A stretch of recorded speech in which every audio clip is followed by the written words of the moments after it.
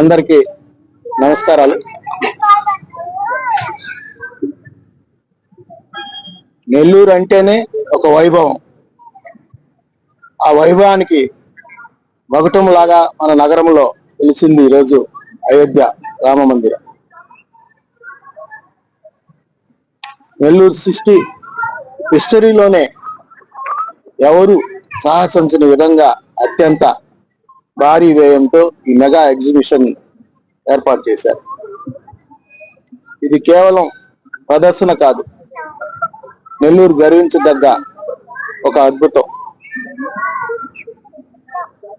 City ప్రజలు ఇప్పటి వరకు ఇలాంటి సెట్టింగ్ ఎప్పుడు చూసుండ్రు, సినిమాల్లో తప్ప. అలాంటిది ఈరోజు మొట్టమొదటిసారి మన నెల్లూరు గడ్డపై దీన్ని ఆవిష్కరించడం జరిగింది.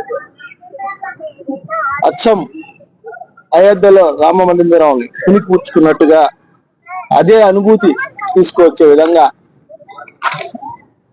100 మంది ప్రసిద్ధ కళాకారులు 2 నెలలుగా వేయింబళ్ళు కష్టపడి దీన్ని నిర్మించడం జరిగింది.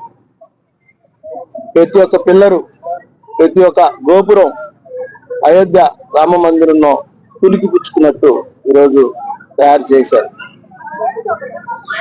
ఎంతో కోట్లాది రూపాయల వ్యయంతో దీన్ని నిర్మించడం జరిగింది.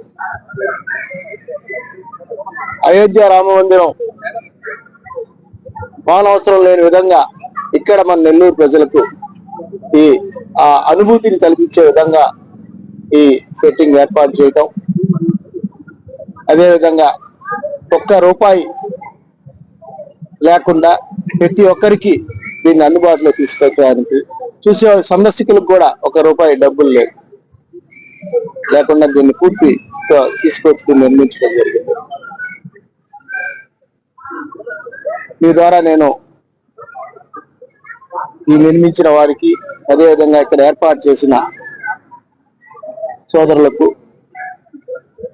వాళ్ళకి మీ ద్వారా నేను ప్రత్యేకమైన ధన్యవాదాలు తెలియజేస్తున్నా.